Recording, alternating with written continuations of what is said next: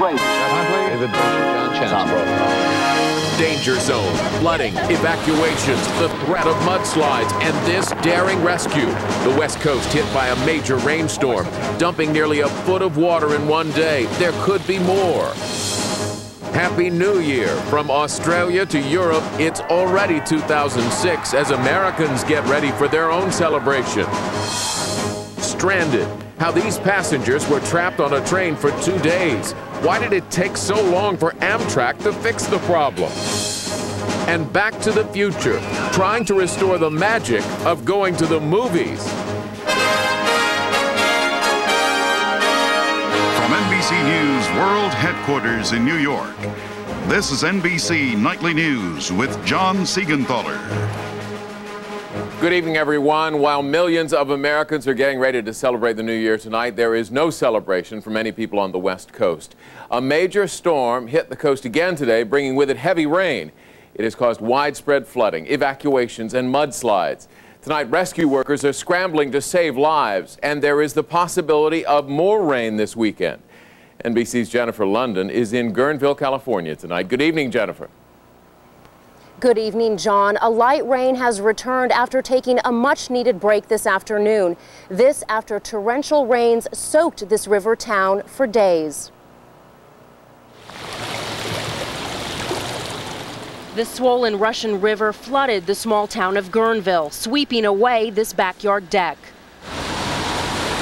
These National Guardsmen, just home from Iraq, helped evacuate residents. By mid-morning, people were being rescued from their homes as floodwaters reached dangerous levels.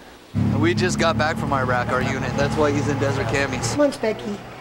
April Aikens dislocated her shoulder, saving herself and her cats. We got them out. All our things are underwater, and we're 2 stories up.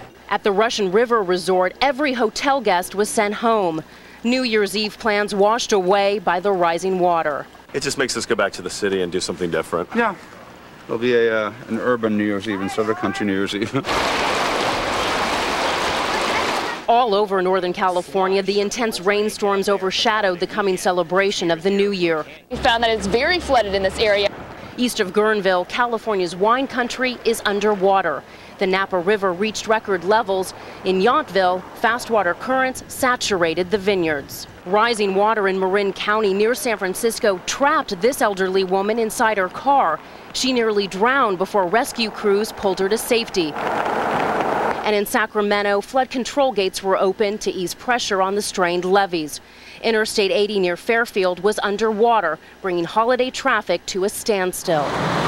The wet weather stretched as far as Nevada, where a dangerous combination of rain and melting snow forced the Truckee River to spill over its banks onto Reno streets. Watching the storm approach the coast for a number of days, and it got on board late yesterday, and boy, did it pack a punch. In Southern California, preparations continued for Monday's Tournament of the Roses parade despite an ominous forecast.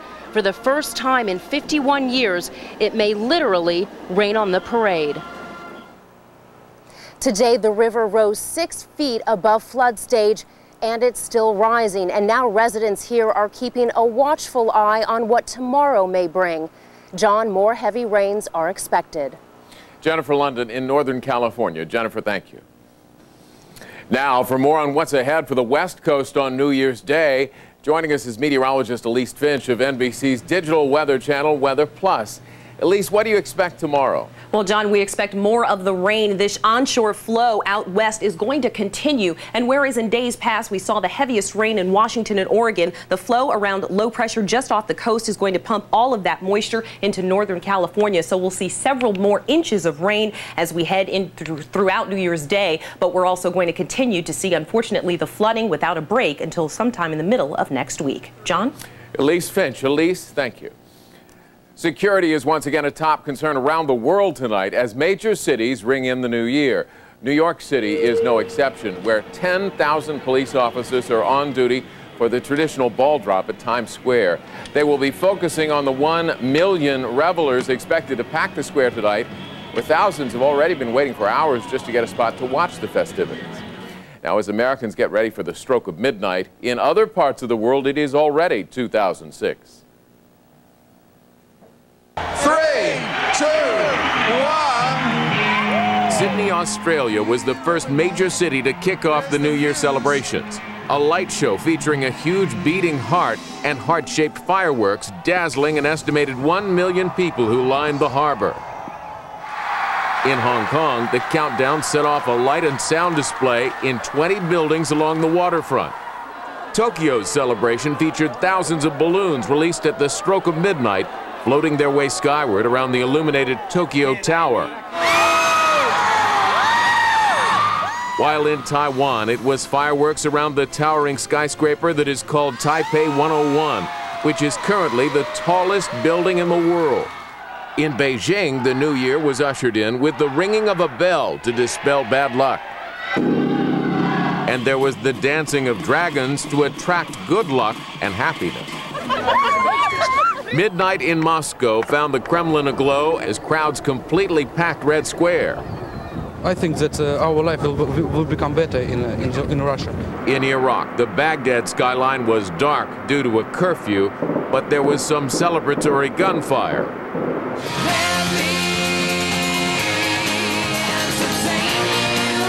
And in Berlin, the huge party stretches for blocks, with lights and music and fireworks over the Brandenburg Gate. Now to New Orleans. It is a city once synonymous with good times, that is until the hurricane rolled in. Tonight, residents are hoping to see good times roll again, even before the clock strikes midnight. Here's NBC's Ron Mott. In New Orleans, the old acquaintance to be forgot is named Katrina. We've been through some tough times, but we're back, we're open. And ready to close one of the darkest times in their history. They'll start this new year in a new way in Jackson Square. Gone is the traditional ball drop. Every city around America has a ball. Replaced by a big pot of gumbo designed by Brian Kern's company and filled with New Orleans ingredients. Good morning, America, how are you? Added to the mix, folk singer Arlo Guthrie, who had a hit with the city of New Orleans in the early 70s. I'm the train they call the city of New Orleans. And hopes to make the city a hit again. He headlines tonight's festivities. All right. Looking back, a year seems so long ago. Wall-to-wall bodies on Bourbon Street then, plenty of elbow room now. 77,000 fans here for the Sugar Bowl then. Empty now after Katrina left the dome less than super. A fireworks shower over the Mississippi then. Katrina threatened to darken the skies now because of concerns over blue tarps and debris catching fire. But with some safety adjustments, the Riverside show will go on. All the best wishes for your town. Buoyed by the arrival of something not seen here in 4 months. The Delphin Renaissance is the first cruise ship carrying tourists to dock here in the port of New Orleans since Katrina, and officials are counting on many more happy returns in the coming year. Hopeful wishes for those ready to start over. In a city eager to move forward after the year that set it back. Ron Mott, NBC News, New Orleans. This has been a frustrating holiday weekend for the Amtrak passengers headed from Orlando to New York. The train made a sudden and unscheduled stop, and the people on board were stranded. NBC's Pat Dawson is live at New York's Penn Station tonight with that story. Good evening, Pat. Good evening, John. They arrived here hungry, exhausted, in some cases wearing the same clothes they'd had on since Thursday. Some of the passengers were out of money, and just about all of them had long since run out of patience. Worst ever. 11:24 Saturday morning, Amtrak 98, also known as the Silver Meteor, arrives at New York's Penn Station, more than a day late. I've never been treated so inhumanly. The travel nightmare begins Thursday morning as the train heads north through Florida, due its stops in Washington, Philadelphia, and New York Friday morning. But trouble starts after a freight train derails on tracks near Savannah shared with Amtrak's passenger routes. North and southbound trains are snarled, none worse than the now stalled Meteor, which spends 12 hours just sitting and waiting outside Jacksonville. It was hard because you sat there for so long. You went to sleep, you woke up, and you're still there. Finally, at 4 a.m., the train starts. Just 2 hours later, another halt in rural Georgia. This delay lasts 8 hours. They gave us no alternatives, and I understand that they're telling you people that they gave us an option to get off the train in Georgia. Get off the train in Georgia and do what? Passengers say they were required to pay for what food and water was available despite the nearly day-long ordeal. Many of the train's toilets also backed up, and toilet paper became a prize commodity. We had very few options with which to alleviate the problem. We tried to get buses for whatever reason, perhaps the holiday weekend. Charter buses were simply not available in sufficient numbers. Amtrak finally provided free meals yesterday, too late to soothe frustrated and hungry riders. People ride Amtrak because they don't want to fly. And they've made a lot of flyers out of a lot of people in the last 50 hours that we were on a train. This evening, Amtrak said it deeply regretted the problem, which it described as unavoidable. The railroad also said that currently it has no plans to offer compensation to the passengers. John? NBC's Pat Dawson in New York. Pat, thank you. It is already 2006 in Iraq. While 2005 ended with more violence, both Iraqi and American officials say there are reasons to look for change in the year that's just beginning. Here's NBC's Tom Aspel. Baghdad's latest killing ground, a sewage treatment plant where this morning police found the bodies of 6 men, blindfolded and shot. Insurgents killed more than a dozen Iraqis around the country today, including 2 policemen in a Baghdad bombing. 40 miles northeast of Baghdad, near Baquba, 5 Sunni Muslim political party workers were killed in another blast. Despite the violence, the U.S. military says the situation is improving looking ahead to 2006. The capacity of the Iraqi security forces is stronger. The leadership of the Iraqi security forces at all levels is stronger. Iraqi authorities agree their future looks better.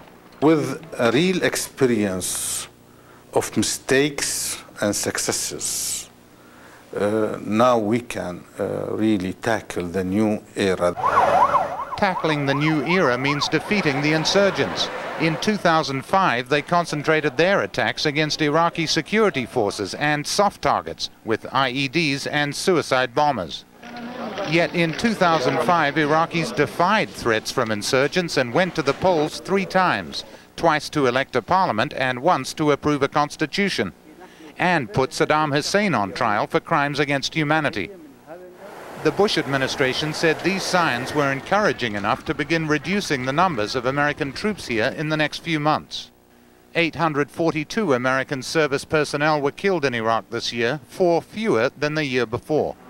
In 2006, Iraq's new parliament will begin a 4-year term and choose a government, a move towards political stability Iraqis and Americans hope could weaken the insurgency. Tom Aspel, NBC News, Baghdad. And this program note, tomorrow on Meet the Press, a roundtable on Iraq and other major events of 2005. Among Tim Russard's guests will be presidential historian Doris Kearns Goodwin and veteran journalist William Safire.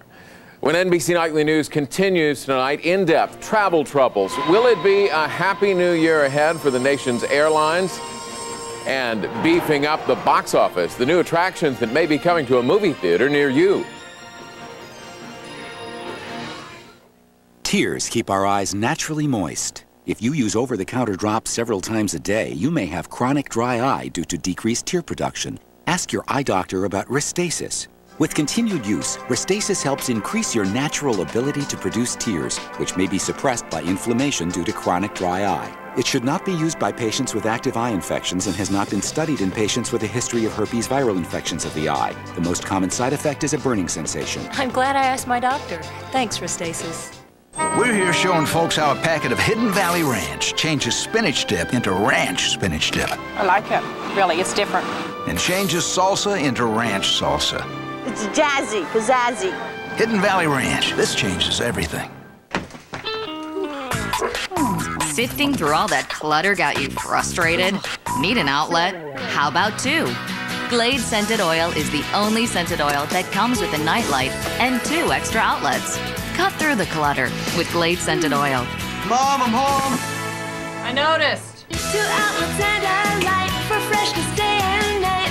Plug it in, plug it in. Now enjoy the delicious scent of apple cinnamon with Glade Scented Oil. When Publishers Clearinghouse arrives, Congratulations. Here's yours. dreams come true. Oh, Lord, this is true. Watch your mail or go to PCH.com. Only in America you can do this. Enter, and the next $10 million winner could be you. Fred. Dad, you still need to choose a Medicare drug plan. Oh, the big fight's about to start. Well, you don't want a big fight to start in here, do you? Besides, you could be saving money. Wait just a minute. How much? Says here, Pacificare could save you hundreds, even thousands of dollars. Thousands? One thing the good old days didn't have is Medicare drug coverage. Now, if you're Medicare eligible, Prescription Solutions from Pacificare makes the new drug coverage even better, offering a variety of plans starting under $23 a month. Call us anytime, 24 hours a day to get our free prescription drug plan information kit. In addition to our Medicare drug plans, Pacificare also offers dental and vision programs starting at just $5 a month. There's still time to get coverage starting January 1st, so call right now to get more out of Medicare drug coverage with Pacificare. If Fred could have done it, he would have.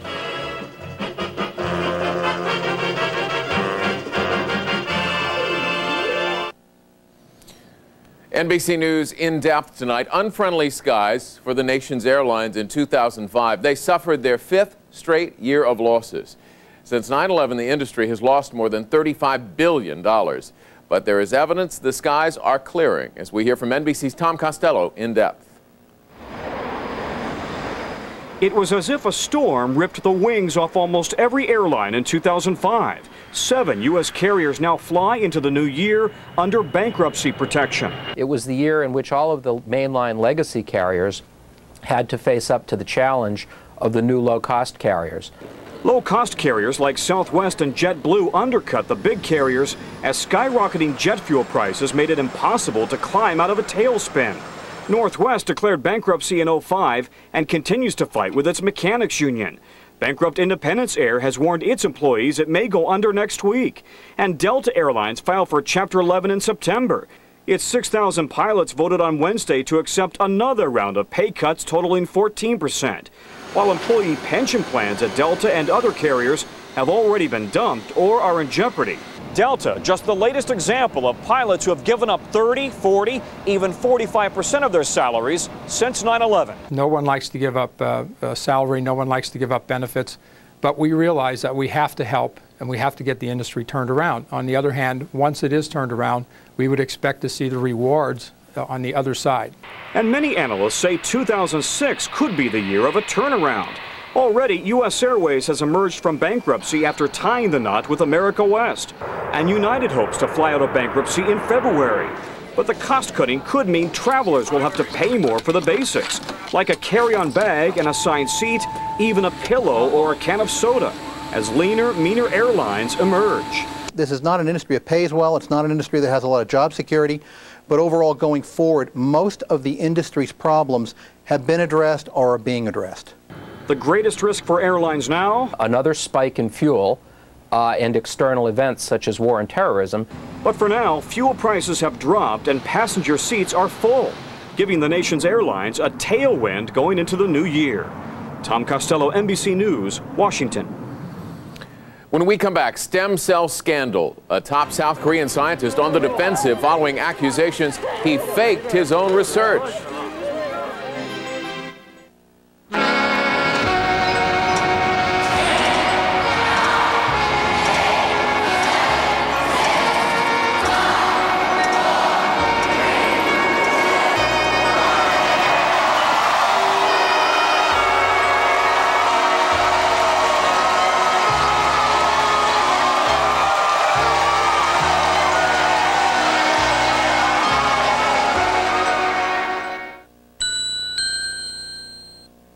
If you have a cold and high blood pressure, you should know that decongestants in these medicines can raise your blood pressure.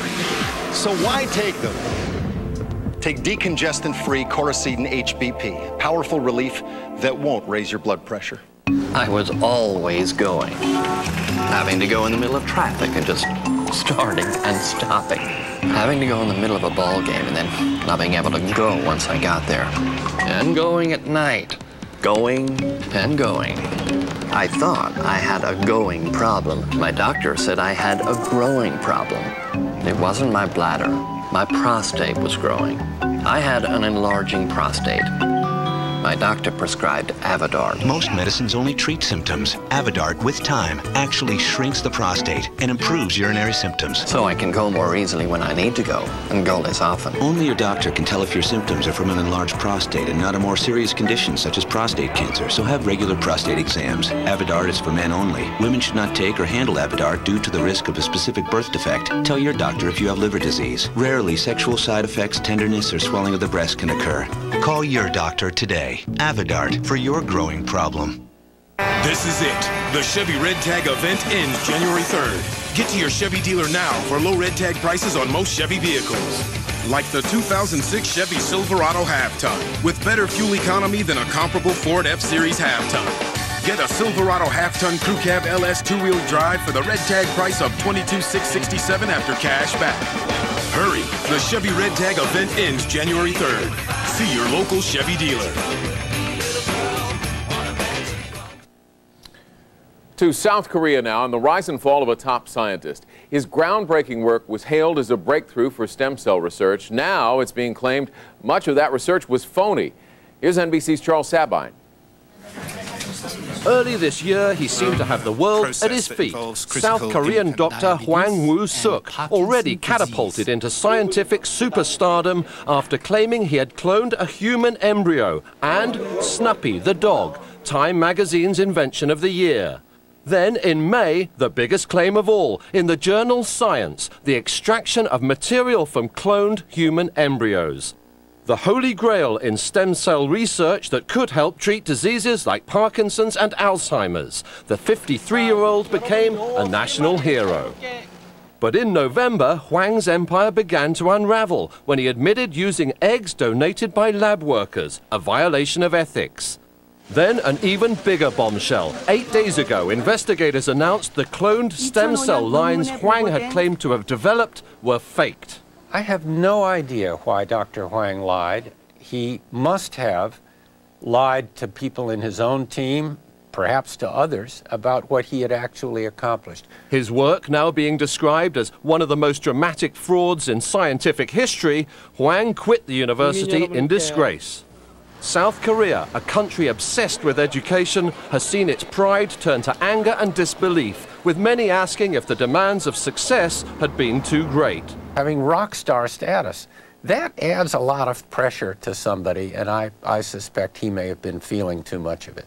The scientific community based much of its high expectations of stem cell advance on Hwang's claims. Now the field is facing unanswered questions. Is research back at square one? What will happen to funding? And is the United States now back as front runner in the field? Back in South Korea, meanwhile, investigations continue, with even Snuppy's origins now under scrutiny. As for the man who had been known as God's Hand, he's standing by his work, as officials ponder what action to take against him. Charles Sabine, NBC News, London. When Nightly News returns this New Year's Eve, how movie theater operators are trying to bring the magic and the crowds back to the movies. Scented candles make your home inviting, but they don't disperse scent quickly through the entire room. New scented oil candles from Glade quickly fill the whole room with fragrance. Just light it and the unique warming plate melts the candle into a pool of scented oil that quickly releases fragrance into the air, creating a warm, relaxing atmosphere. And when the oil is gone, the candle goes out. New scented oil candles from Glade quickly fill the whole room with fragrance. S.C. Johnson, a family company. Introducing the extraordinary E-Trade Complete. Be brilliant with your banking, trading, and investing all on one page. Be visionary and see where your money might be falling through the cracks and exactly how to stop it. Be all-powerful with a revolutionary security device that changes your password every 60 seconds. In other words, be master of your domain. Oh, there's my earring. At E-Trade Financial, we keep challenging the ordinary to help investors be extraordinary. Seeing is believing. That's what witnesses the Publishers Clearinghouse winning moments say. I didn't think anybody ever won those. But why be just a witness when you can win $10 million February 28th? Watch your mail or go to PCH.com and enter. I'm ready to fight my cancer. I'm ready to begin chemotherapy. I really am ready Because I'm going to take Neulasta right from the start to help protect me from infection. Chemotherapy can reduce your white blood cell count and increase your risk of infection, which could put your treatment on hold. But Neulasta is a white blood cell booster that can help restore your white blood cell count to reduce your risk of infection. And with a sufficient white blood cell count, your doctor may have a better chance of giving you your chemo on schedule, which doctors agree is the first step to success.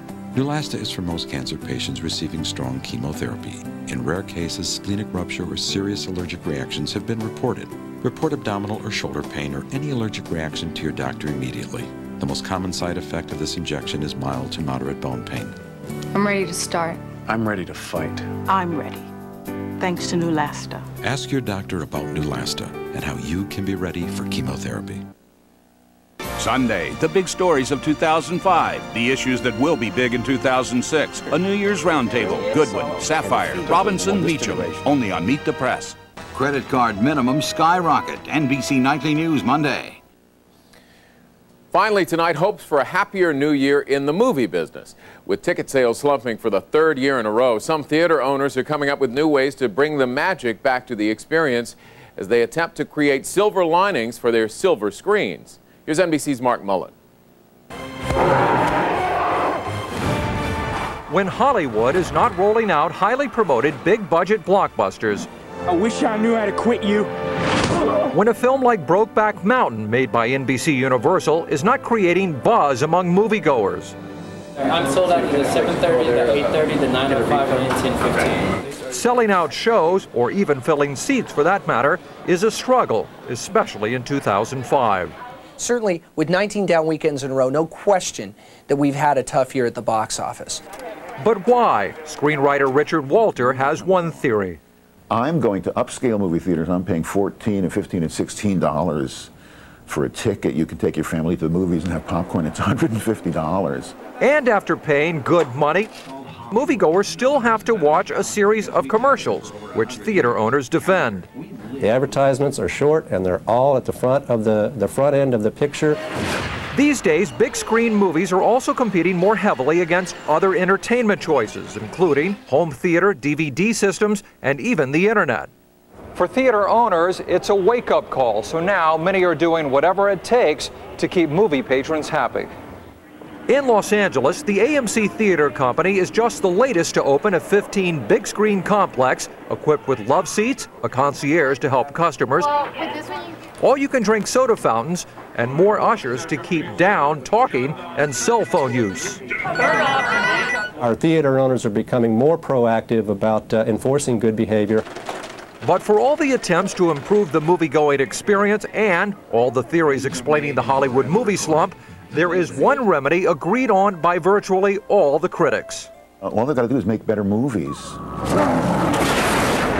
Audiences aren't stupid, they're smart. They don't need 3 hours plus of a third remake of something that was really, really perfect the first time they did it. A clear message from fans to Hollywood, which no doubt hopes box office business in 2006 will produce a much happier ending. Mark Mullen, NBC News, Los Angeles. That's NBC Nightly News for this Saturday. Thanks for watching. I'm John Seigenthaler reporting tonight from New York, and we leave you with a live look at London, where thousands of revelers are just about to ring in 2006. Have a happy New Year. We'll see you back here tomorrow night.